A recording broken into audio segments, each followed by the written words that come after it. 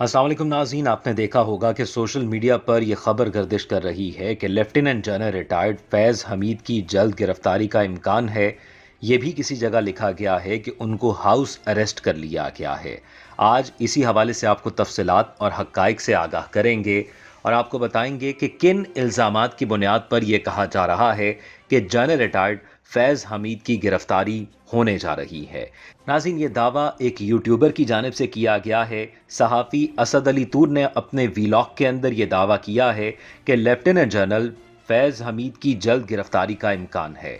अमूमन पाकिस्तान जैसे मुल्क में ये देखा गया है कि एक खबर को मुक़्तदर हलकों की जानिब से, और जब मैं ये मुक़्तदर कह रहा हूँ तो आप समझ जाएं कि मैं किन की बात कर रहा हूँ, एक खबर मार्केट में फैलाई जाती है और ये देखा जाता है कि उसका ट्रेंड क्या है, उस पर रिएक्शन क्या आ रहा है और उस पर लोग क्या राय रखते हैं। अमूमन ऐसी बहुत सी खबरें आपने पाकिस्तानी मीडिया के अंदर देखी होंगी जो बहुत हाइप पकड़ती हैं, जो बहुत सीनियर सहाफ़ियों की जानिब से ट्वीट्स की जाती हैं, अपने प्रोग्राम्स के अंदर तस्करा किया जाता है, लेकिन फिर उस खबर पर एक्शन नहीं होता।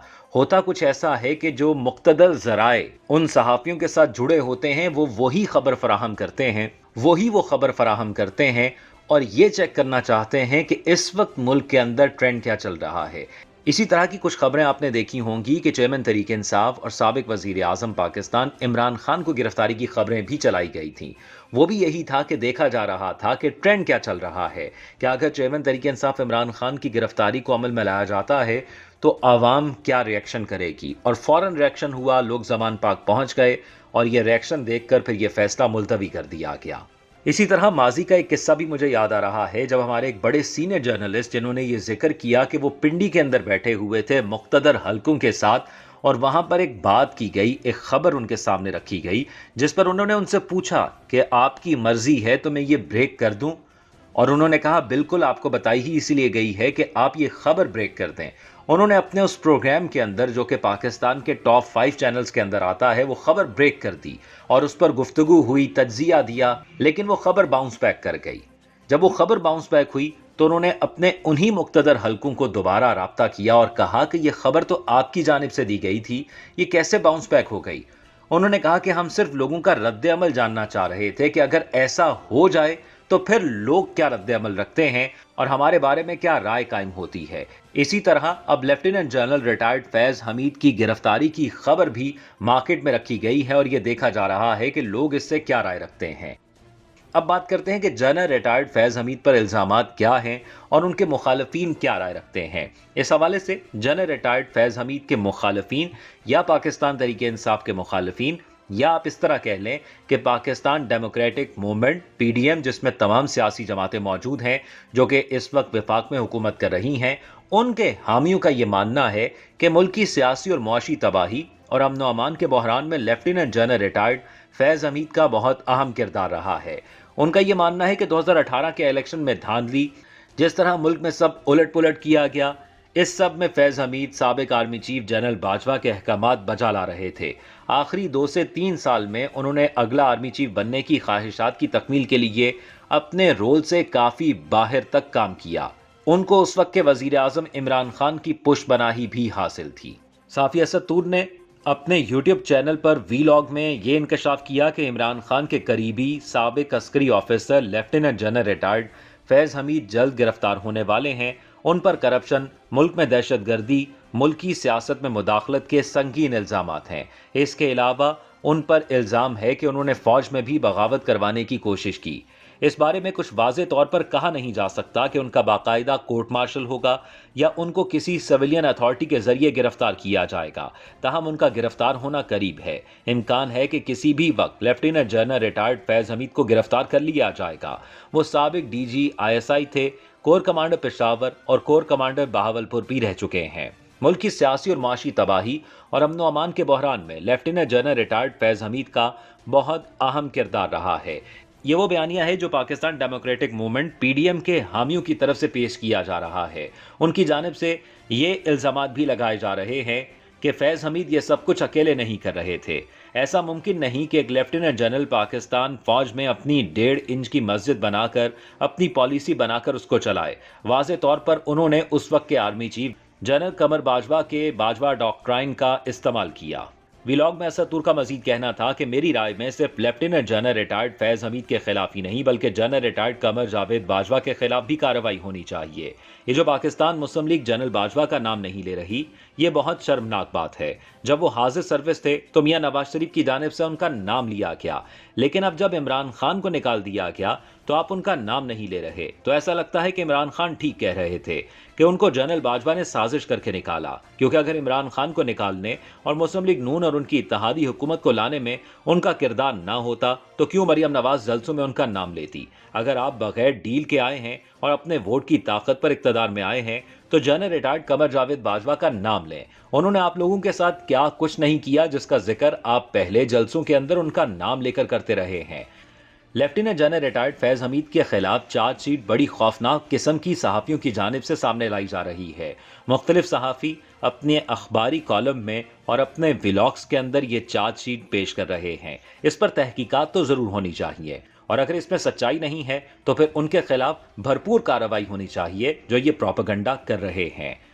اس چارج شیٹ میں سب سے پہلے اگر کرپشن الزامات کی بات کی جائے تو جیسا کہ صحافی انصار عباسی نے لکھا کہ کس طرح سے جنرل فیض حمید نے اسلام آباد میں F11 میں چھاپا مار کر ایئرپورٹ کے قریب واقع ایک نجی ہاؤسنگ سوسائٹی کے مالکان کو اٹھایا، ان کو اغوا کیا، ISI اور رینجرز کے اہلکاروں کا استعمال کیا۔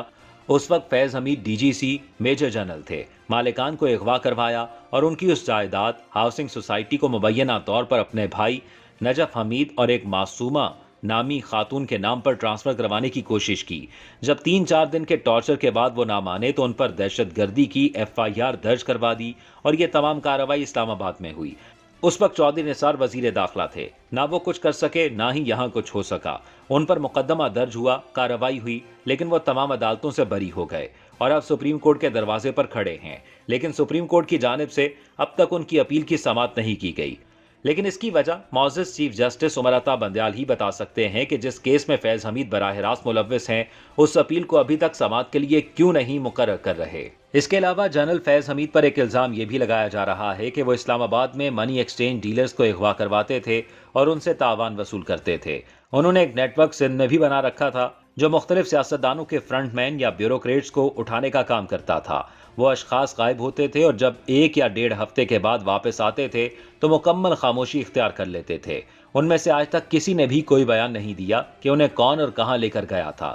وہ بھی مبینہ طور پر وہ لوگ تھے جو ادھر ادھر سے پیسے بناتے تھے اور اس وقت کی ISI کے اہلکار ان پر نظر رکھتے تھے، اور جب وہ شخص ایک اچھی رقم جیسے 1 ارب روپے بنا لیتا تھا تو چھاپا مارتے تھے، ان کو تمام فائل، ویڈیوز وغیرہ دکھائی جاتی تھی اور کہا جاتا تھا کہ جتنا پیسہ بین الاقوامی اکاؤنٹس میں رکھا ہوا ہے، جو جائیدادیں بنائی ہوئی ہیں وہ ہمارے نام ٹرانسفر کرو۔ یہ تمام رقم وغیرہ قومی خزانے میں نہیں بلکہ اپنی جیبوں میں ڈالی جاتی تھی۔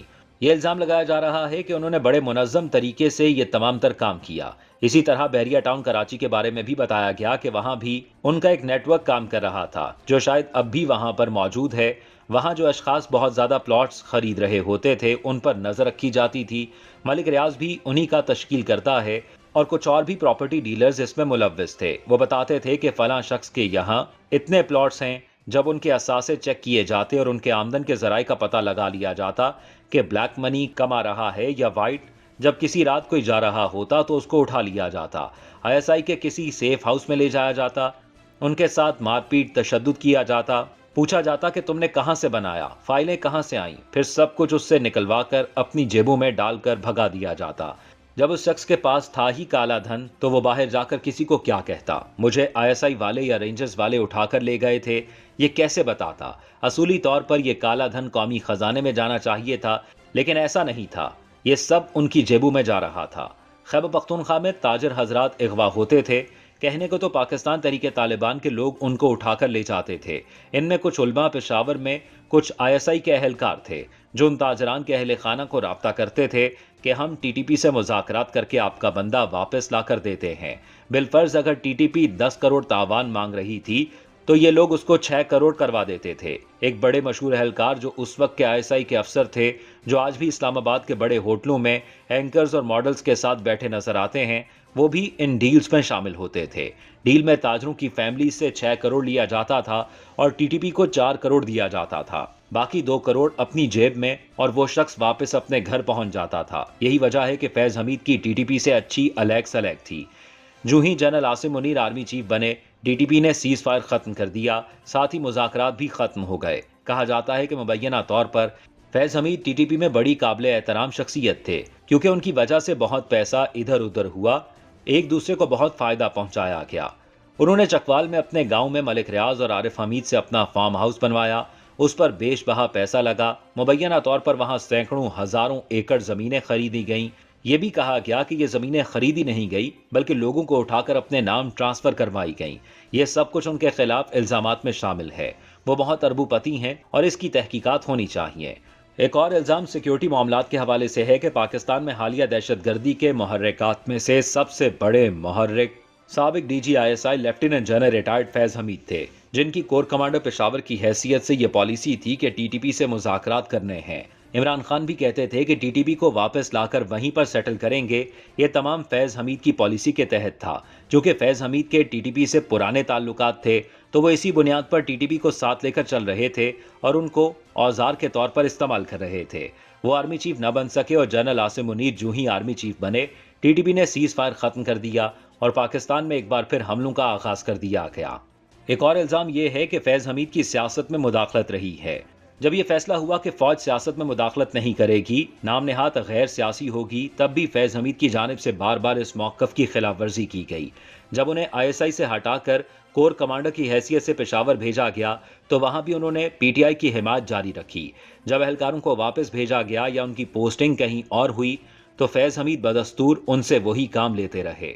वह सियासत में भी मुदाखलत करते रहे, PTI को फंडिंग दिलवाना, जज साहिबान को मैनेज करना, ये सब कुछ करते रहे। इसीलिए पिछले दिनों कर्नल लियाकत, जो इस्लामाबाद के सेक्टर कमांडर रहे, उनको उनकी फैमिली के हमरा एयरपोर्ट से उठाया गया जब वो बरतानिया जा रहे थे। ISI का कर्नल था, उसके पास इतना पैसा कहां से आया कि उसने बरतानिया में अपनी फैमिली को सेटल किया हुआ है। और दीगर भी कई अहलकारों को फैज हमीद इस्तेमाल करते रहे। 25 मई को जो लॉन्ग मार्च हुआ, उसमें भी फैज हमीद की बहुत हिमायत हासिल थी। उनके ऊपर एक और संगीन इल्जाम यह है कि उन्होंने फौज के अंदर डिसिप्लिन की खिलाफ वर्जी की है। जैसे वजीर आजम हाउस से एक एहलकार पकड़ा गया जिसने वजीर आजम हाउस की तमाम रिकॉर्डिंग्स की, वो भी फैज हमीद के साथ राब्ते में था जब ये कोर कमांडर बहावलपुर थे। आर्मी चीफ की तकर्री के मामले में उन्होंने इमरान खान को इस्तेमाल किया और कहा कि आप लॉन्ग मार्च करें। वही लॉन्ग मार्च जिसमें उनको गोली लगी, वो लॉन्ग मार्च भी फैज हमीद करवा रहे थे ताकि फौज में उन हलकों को मजबूत किया जा सके जो जनरल सैयद आसिम मुनीर को आर्मी चीफ बनने से रोक सकें। फिर इमरान खान के जरिए ये ऑप्शंस भी दिए गए कि आप इलेक्शन तक जनरल बाजवा को आर्मी चीफ बरकरार रखें। फैज हमीद ने भरपूर कोशिश की और टारगेट किया कि जनरल आसिम मुनीर को आर्मी चीफ बनने से रोका जा सके। इसके लिए वह मुख्तलिफ लोगों के जरिए फौज में मुहिम चला रहे थे। रिटायर्ड फौजी अफसरान भी ये मुहिम चला रहे थे। उन्होंने फौज के अंदर बगावत करवाने की कोशिश की। ये इल्जाम भी उन पर इस वीलॉग के अंदर लगाया गया और ये कहा गया कि जो माहौल पैदा किया वो बहुत संगीन था। अभी जो रिटायर्ड फौजी अफसर अमजद शोएब उठाए गए थे, जब उनके मोबाइल की फ्रांसिक जांच हुई तो उनके फैज हमीद से राब्ते के शवाहिद मिले हैं। ये एक पूरा नेटवर्क था जो ये सब कुछ कर रहा था। ये इस मुनज़्ज़म तरीके से फौज में एक नेटवर्क चला रहे थे। कोर कमांडर बहावलपुर रहते हुए भी मुदाखलत कर रहे थे। अपनी बेटी की शादी का कहकर रावलपिंडी आए और वहां से इस्लामाबाद गए और सियासी मुलाकातों का सिलसिला शुरू कर दिया। जब आर्मी हाई कमांड को इल्म हुआ तो उन्हें वापसी का हुक्म दिया गया। जनरल कमर जावेद बाजवा ने तो उनके खिलाफ कोई कार्रवाई नहीं की, क्योंकि जिस तरह दीगर अशखास की फाइलें, ऑडियोज और वीडियोज फैज हमीद के पास थीं, उसी तरह जनरल बाजवा की भी चीजें उनके पास मौजूद थीं। वीलॉग में ये इल्जाम लगाया गया कि ये दोनों मिलकर खा रहे थे। ये तमाम चीजें फौज के इल्म में हैं और उनके कच्चे चट्टे का तमाम रिकॉर्ड उनके पास मौजूद है। ताहम अभी भी उनकी गिरफ्तारी के हतमी अहकामात कब जारी होंगे या आइंदा दिनों में मुतवक्के है। नाज़रीन, ये वो तमाम तर इल्जामात हैं जो जनरल फैज हमीद पर मुख्तलिफ सहाफ़ियों और बिलखसूस एक वीलॉग के अंदर लगाए गए हैं। ये बहुत संगीन इल्जामात हैं। इन तमाम तर इल्जामात की तहकीकात होनी चाहिए और इस पर कानून के मुताबिक कार्रवाई होनी चाहिए। आप हमारे YouTube चैनल को सब्सक्राइब कीजिए। इस वीडियो के हवाले से आपकी क्या राय है, कमेंट्स में ज़रूर आगाह कीजिएगा। अपना ख्याल रखिए। अल्लाह हाफिज़।